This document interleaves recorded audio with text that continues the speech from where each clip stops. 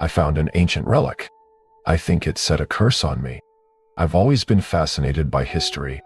As a freelance archaeologist, my work often feels like chasing ghosts of the past, piecing together fragments of forgotten lives. But nothing in my years of digging and discovering could have prepared me for what I unearthed in that desolate desert. It was supposed to be a routine excavation in northern Sudan, near the ruins of an ancient Kushite settlement. Our small team was tasked with cataloging artifacts, mapping burial sites, and uncovering the stories of a long-dead civilization. The locals warned us to stay away. They spoke in hushed tones about a cursed site, a place where strange things happened, and where those who ventured too deep often didn't return. We thought it was just superstition. We were wrong. The artifact was buried deep beneath the sand, in a hidden chamber that took days to uncover. The entrance was narrow, barely wide enough for a person to squeeze through, and the air inside was stale and suffocating. The chamber was unlike anything we'd seen before. The walls were covered in carvings, intricate and otherworldly. They didn't resemble the usual Kushite art. Instead, the symbols seemed alien. In the center of the chamber, on a stone pedestal, was the relic. It was a small object, about the size of a fist, made of a dark, glassy material that shimmered faintly in the dim light of our flashlights. Its surface was etched with more of those strange symbols, and it seemed to hum faintly, a vibration that I could feel in my bones. Against my better judgment, I picked it up. The moment my fingers touched the surface, a shock ran through me, sharp and cold, like a bolt of lightning. My vision blurred, and for a split second, I saw something. A vast, endless void.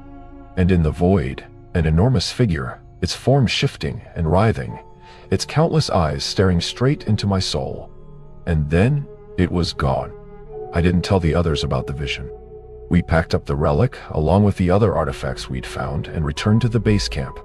But I couldn't shake the feeling that something was wrong. That night, I couldn't sleep. Every time I closed my eyes, I saw the void. And the figure. The hum from the relic was louder now, though no one else seemed to notice. The first sign of the curse came the next morning. One of our team members, Alex, didn't show up for breakfast. We found him in his tent, pale and lifeless, his eyes wide open in a frozen expression of terror. The local authorities ruled it a heart attack, but I knew better. He'd been the first to touch the relic after me, carefully packing it into a crate for transport. The second sign came 2 days later. We were driving back to the nearest town when our convoy was hit by a freak sandstorm. The wind howled, and the sand seemed to come alive, battering our vehicles with impossible force. We were forced to stop and wait it out, huddled together in silence. When the storm finally passed, the landscape had changed. The road was gone, buried beneath shifting dunes, and we were hopelessly lost. Over the next few days, things only got worse. Strange things started happening. Equipment malfunctioned.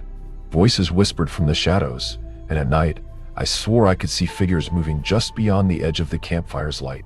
One by one, the team began to fall apart. Maya, our lead researcher, woke up screaming one night, clutching at her arms as though something invisible was biting her. She quit the expedition the next day, refusing to explain why. By the end of the week, half the team had left. I should have left too, but I couldn't. The relic was calling to me. When I finally returned home, I brought the relic with me. I told myself it was for research, that I needed to understand what we'd found. But deep down, I knew the truth. I couldn't let it go.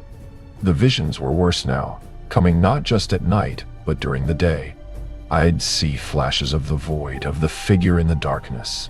And I'd hear its voice, a low, rumbling whisper that spoke in a language I couldn't understand. The accidents started soon after. A shelf in my study collapsed, narrowly missing me. A fire broke out in the kitchen while I was in the next room. My car's brakes failed on the highway, sending me careening into a ditch. Each time, I escaped with my life, but I knew it was only a matter of time. I tried to get rid of the relic. I buried it, threw it in a river, even tried smashing it with a hammer. But it always came back. No matter where I hid it, I'd wake up the next morning to find it sitting on my desk, humming softly. Desperate, I turned to experts, historians, archaeologists, occultists, anyone who might know what the relic was or how to destroy it. Most of them dismissed me as crazy. The few who didn't were no help. One, an old professor with a reputation for studying cursed objects, went pale when he saw the relic. "You need to get rid of that," he said, his voice trembling. "It's not just cursed, it's alive." I started noticing changes in myself. My reflection in the mirror didn't look right. My eyes were darker, my skin paler. And the voice in my head was louder now, clearer. "You are mine," it said. "You will bring me into this world. I've isolated myself from everyone I know. It's safer this way. The relic won't let me go, and I'm terrified of what will happen if I lose control." Last night, I woke up standing in my backyard, the relic in my hand, its symbols glowing faintly in the darkness. I don't remember how I got there. I've started to understand the symbols now. They aren't just carvings. They're instructions. And I think I'm starting to follow them. If anyone finds this journal, please don't touch the relic. Burn this house.